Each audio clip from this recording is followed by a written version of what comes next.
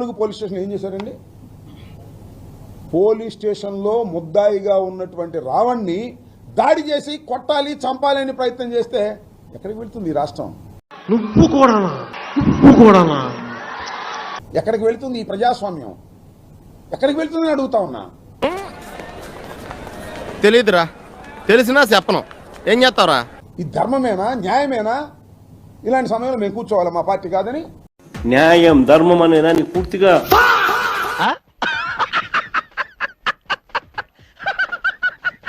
ఆయన మా పార్టీ కాదు, ఆయన ఒక యూట్యూబరు. ఇలాంటి అన్యాయం అక్రమం కూటమి ప్రభుత్వం చేస్తుంటే వైఎస్ఆర్ కాంగ్రెస్ పార్టీ జగన్మోహన్ రెడ్డి గారు చేతులు కట్టు కూర్చోవాలని అడుగుతా ఉన్నా.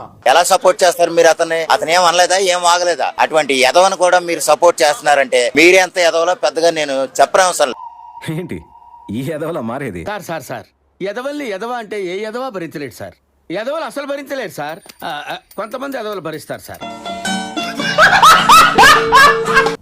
నోరు మూసు కూర్చోవాలని అడుగుతా ఉన్నా. మా పార్టీ కాకపోయినా, మా భావాజాలం కాకపోయినా తప్పు అని చెప్పేటటువంటి వైఎస్ఆర్ కాంగ్రెస్ పార్టీ చేస్తుంది. దీని మీద చాలా మంది రకరకాలుగా విమర్శించే వాళ్ళు విమర్శించవచ్చు. ఈవేళ ఇప్పుడు అతను మచిలీపట్నం వెళ్ళాడు, జనాలు గోల పెట్టుకుంటూ పరుగులు పెడుతున్నారు. అతను ఎక్కడ దొరుకుతాడా అని. అతను కాపాడు రెస్క్యూ చేయకుండా మీరు ఎక్కడో ఏసీ రూమ్ లో కూర్చొని ఇంత సమ్మగా మాడుతున్నారు ఏంటి సార్? విమర్శించడమే మన పనే అండి? తప్పదు. ఓట్లేసి ప్రజలు మన ఎలాగూ గెలవనివ్వరు.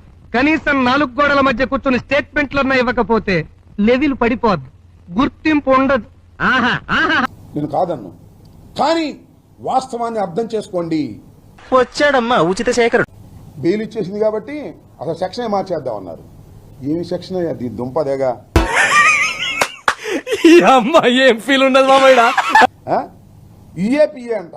అంటే ఏంటి సార్? అదేంటి? Unlawful activities prevention act. టెర్రరిస్టుల మీద పెట్టేటటువంటి కేసు పెట్టారు. టెర్రరిస్టుల మీద న్యాయస్థానాన్ని సవాల్ చేశారు. దరిద్రం ఏంటంటే ఒక యదవ ఉన్నాడు, చాలా మంది యదవులు ఉన్నారు మనకు తెలుసు. ఆ యదవకి ఎవడెళ్ళి నువ్వు యదవ అని చెప్పడం, ఆడికి ఎడ తెలుస్తుంది? ఆడు కరెక్ట్ అనుకుంటాడు. తెలియపోవటం వల్ల నేనే కరెక్ట్ అనుకుని ముందుకెళ్ళిపోతున్నట్టు యదవ పనులు చేసుకుంటా.